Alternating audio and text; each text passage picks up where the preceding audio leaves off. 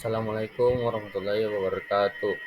Perkenalkan, nama saya Muhammad Arif Hafiz. Pada kesempatan kali ini, saya ingin menjelaskan materi mengenai jenis-jenis komputer. Pertama ialah jenis komputer berdasarkan penggunaannya. Yang pertama adalah komputer pribadi atau personal computer. Digunakan oleh individu untuk keperluan pribadi seperti bekerja, hiburan, dan belajar. Contohnya ialah laptop. Yang kedua ialah komputer bisnis, digunakan oleh perusahaan atau organisasi untuk menjalankan aplikasi bisnis seperti akuntansi, manajemen, dan komunikasi. Contohnya ialah server database perusahaan. Yang ketiga ialah komputer industri, digunakan dalam lingkungan industri untuk mengontrol proses manufaktur, otomatisasi, atau peralatan produksi. Contohnya ialah komputer yang digunakan dalam sistem otomatisasi pabrik. Yang keempat ialah komputer ilmiah, digunakan untuk aplikasi penelitian dan eksperimen ilmiah seperti perhitungan fisika atau simulasi komputer. Contohnya ialah komputer untuk simulasi fisika atau biologi. Berikut ialah contoh gambar dari jenis-jenis komputer berdasarkan penggunanya.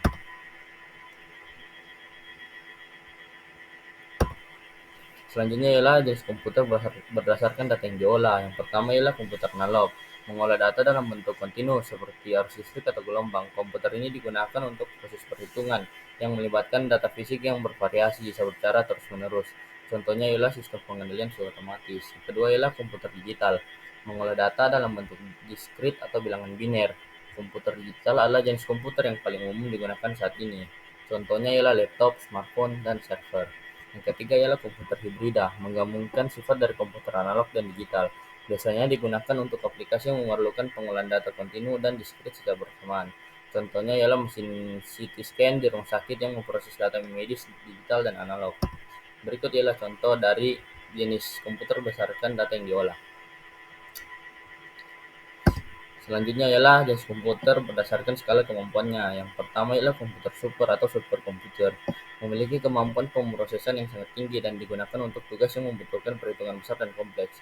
Contohnya ialah superkomputer untuk meneliti iklim atau fisika partikel.